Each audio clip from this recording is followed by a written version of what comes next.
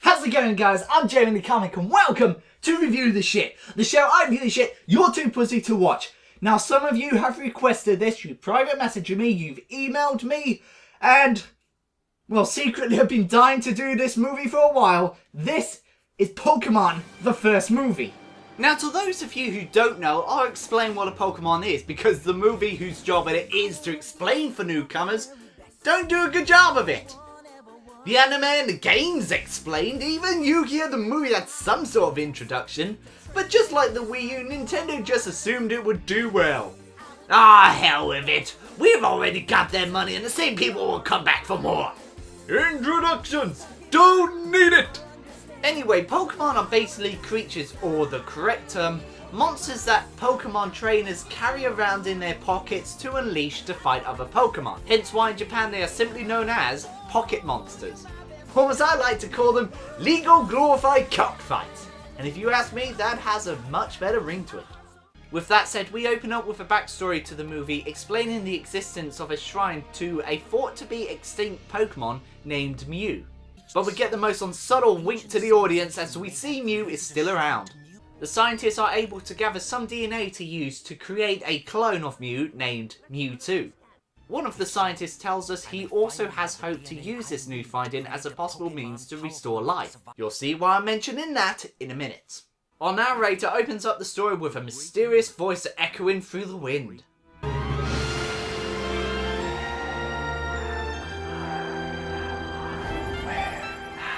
Just got chills. My childhood is coming back to me. Where am I? This is not the same. Was everything before just a dream? Did that line mean anything to you when you first watched it? No? Well, don't worry, I'll explain that in a minute. After Mewtwo realises that scientists want to experiment on him so soon after his first awakening, he quite rightly doesn't like the idea and wants to live life freely, so he destroys everything and possibly killing everyone.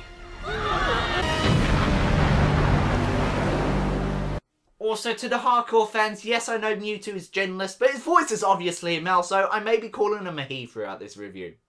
Back to the movie, we see Mewtwo in the scent of the destruction he made as he thinks about his actions. Okay, this sends a very powerful message that anyone or anything that has a mindset on freedom can't be controlled, which can make the scene very moving.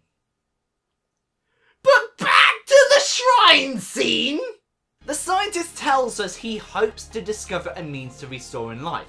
At the time, this meant nothing to me and a lot of people who went to see it in cinema or the VHS release. But we didn't have good internet back in the days. Back in the days. I feel old. After researching this movie for this review, I found out there was a cut-out scene from the English release, but was included in the Japanese version.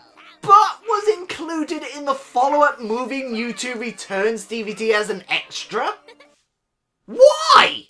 If this was a form of censorship for the fact that the girl was the first human to die in the anime, then why did you include it as a DVD extra in the follow-up movie when Mewtwo quite clearly kills all the scientists in this one?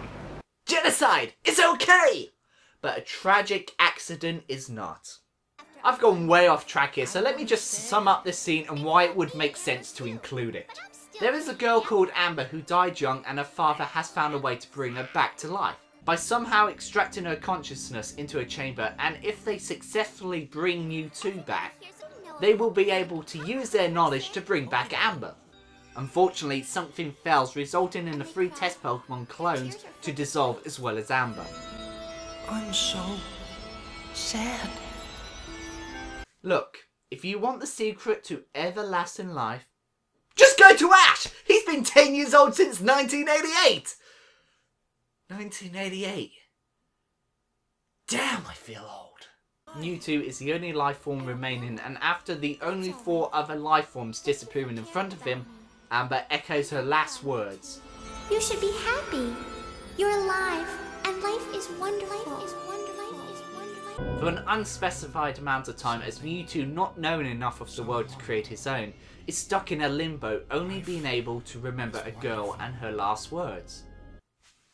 Now that is a backstory, and I'm being totally serious here. That belongs up there with the opening of Up.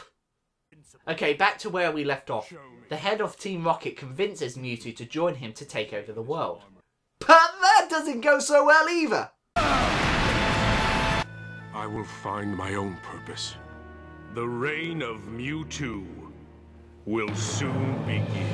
Oh, thanks a lot. The only human Mewtwo sees outside of the laboratory convinces them that all humans are evil. Thanks a lot. We meet our three main heroes as Ash is challenged to a Pokemon battle, alongside a new rendition of the theme song. When I was younger, I always thought a new rendition of a theme song in a movie setting was a badass idea. But now as I'm older and a little wiser, it's not that great.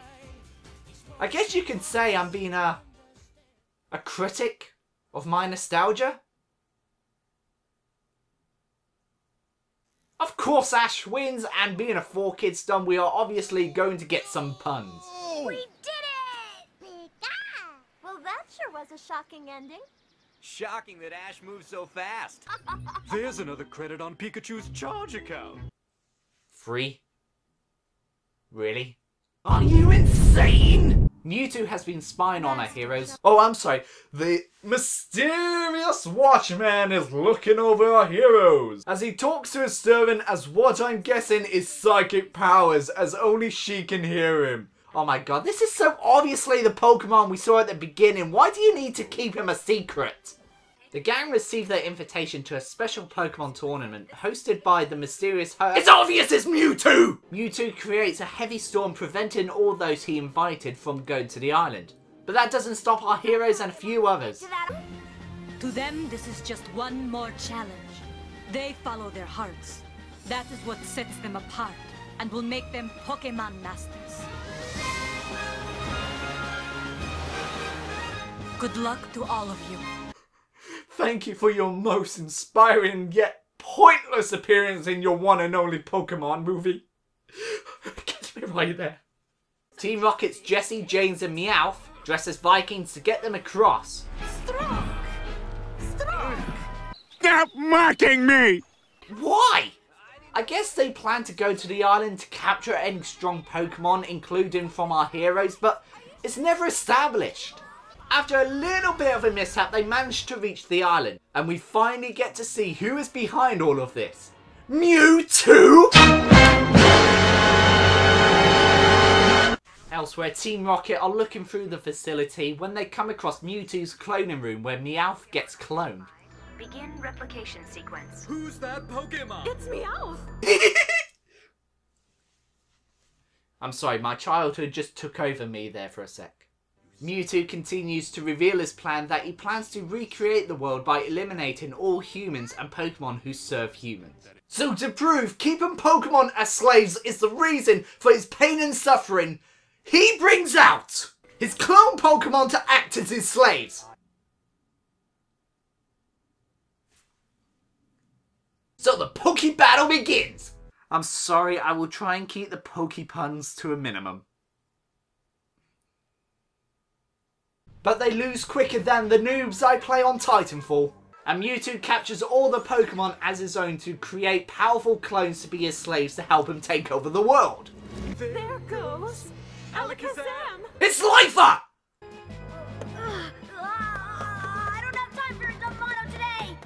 Damn, the Health and Safety Department would have a fit.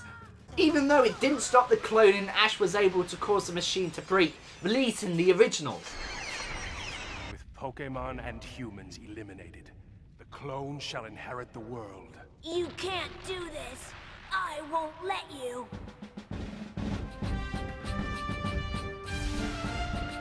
That's badass! But you couldn't pick a better marching song.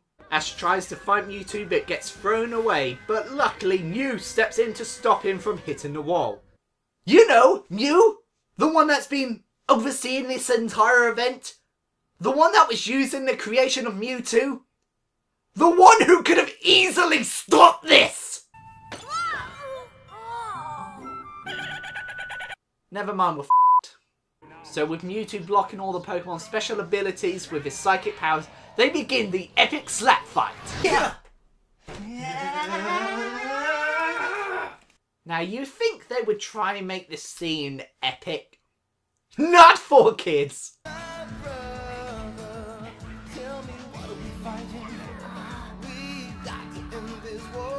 The song choice here is just terrible. In the Japanese version they had an epic fighting orchestra, and this cheesy pop song just feels out of place. I guess they needed to get the sponsors in somehow. When a fight to the death appears on screen, the last thing I want to think about is what's in the German pop charts! But don't worry, that's not the end of 4Kids regime in this movie.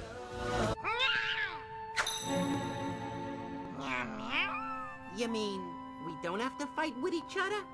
But how can I trust you? You was born different. Oh my god! But how can I trust you? You was born different. Could you be any more subtle?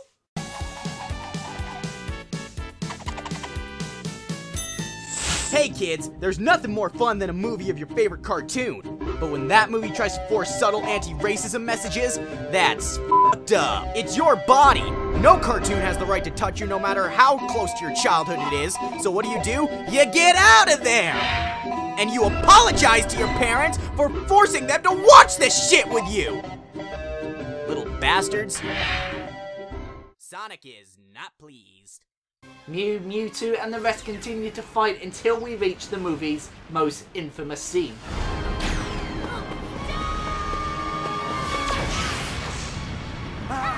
Oh no!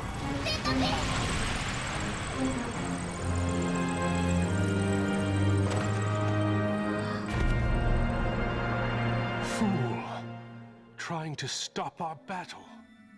Pikachu. Pika. Please, no.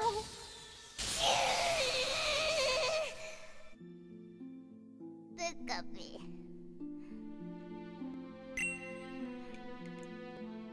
So with Pikachu crying, the rest of the Pokemon start crying and oh my god, just watch.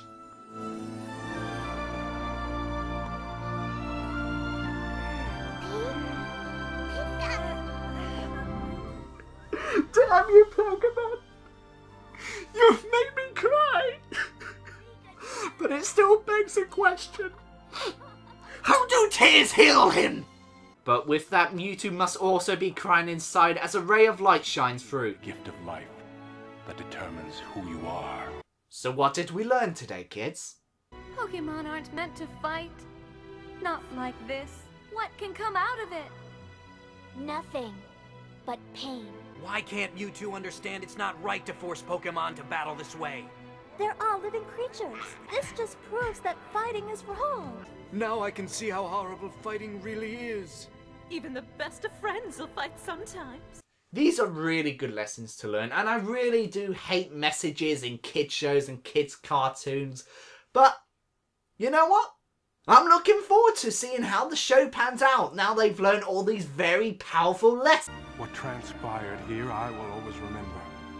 But perhaps for you these events are best forgotten. Hey guys, how did we wind up in this place anyway?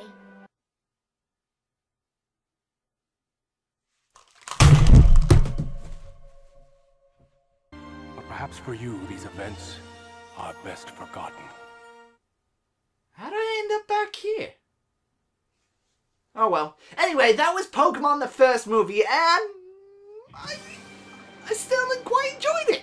Yes, it has flaws. Yes, it's not for newcomers. Yes, it has plot holes. Yes, it can be annoying. But this is how I would imagine a transition from a TV to the big screen should be.